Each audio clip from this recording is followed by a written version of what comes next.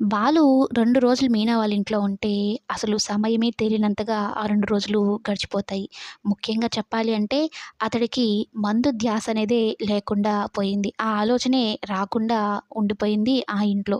వాళ్ళతో కలిసిపోయి, వాళ్ళ ప్రేమలు, ఆప్యాయతలు, అనుబంధాల మధ్య వేరే ఆలోచన అంటూనే బాలుకి రాలేదు.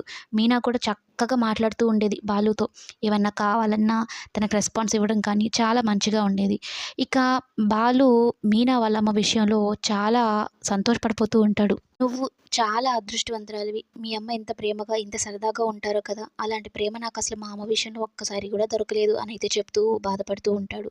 అయితే బాలు బాధను అర్థం చేసుకున్న మీనా, "ఏం కాదులెండి, మీకు మంచి రోజులొస్తాయి. మీ అమ్మ మిమ్మల్ని అర్థం చేసుకుంటుందని" అయితే అంటూ ఉంటే, తన గతాన్నంతా ఒకసారిగా గుర్తు చేసుకొని బాధపడుతూ ఉంటాడు. ఇక మొత్తానికైతే అక్కడి నుంచి రాబుద్ది కాదు బాలుకి. కానీ ఆ చిన్న గొడవ వల్ల అయితే ఇంక అక్కడి నుంచి కొంచెం బాధగానే ఇంటికైతే వస్తారు. ఇంటికొచ్చినప్పటి నుంచి ప్రభాతమ్మ మాటలతో బాలుని ఇబ్బంది పెడుతూనే ఉంటుంది.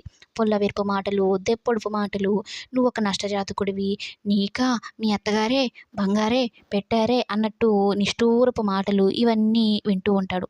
అలాగే ఇంటికొచ్చి రాగానే బాలుకైతే మందు తాగాలి అన్న ఆలోచన వచ్చేస్తుంది ప్రభావతి మాటలతో. అయితే ఓవైపు మీనా ఏమో తనని మార్చుకోవాలని అనుకుంటూనే, ఇక వాళ్ళమ్మ వాళ్ళ విషయంలో కాస్త బాధపడుతూ ఉంటుంది. ఇప్పుడు ఇంటి ఓనర్‌ని కొట్టాడు అంటే వాళ్ళ ఇల్లు ఖాళీ చేయమన్నారు.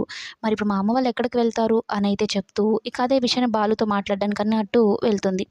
బాలు ఏంటి తాగుంటాడు. కొడతాడే కానీ మీనాకి ఆ విషయం కోపం వచ్చి, నేను చెప్తున్నా కూడా పట్టించుకోకుండా మీరు మందు తాక్కుంటూ కూర్చుంటారని బాటిల్ తీసి కిందేసేస్తుంది. ఇక బాలుకేమో కోపమొచ్చి చేయెత్తుతాడు. ఎంతైనా బాలు కూడా ఒక చెల్లికి అన్నయ్యే కదా!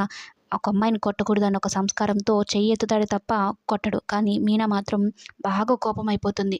"నువ్వు తాగడమే కాకుండా మరలా నా మీద చెయ్యి ఎత్తుతావా" అన్నట్టు కోపంగా చూస్తూ ఉంటుంది. బాలు చెప్తూ ఉంటాడు, "నా తప్పేమీ లేదు. అతడు మీ ఇంటి ఓనర్ అని నాకు తెలీదు" అని చెప్తున్నా కూడా మీనా అయితే వినిపించుకోదు. "ఇన్ని రోజులు కాస్తో కూస్తో సంస్కారం ఉంది అని అనుకున్నాను. కానీ ఇప్పుడు ఆడవాళ్ళ మీదకే చెయ్యెత్తేంత స్థితికి దిగజారిపోయావా నువ్వు" అన్నట్టు బాలుని తిడుతూ ఉంటుంది.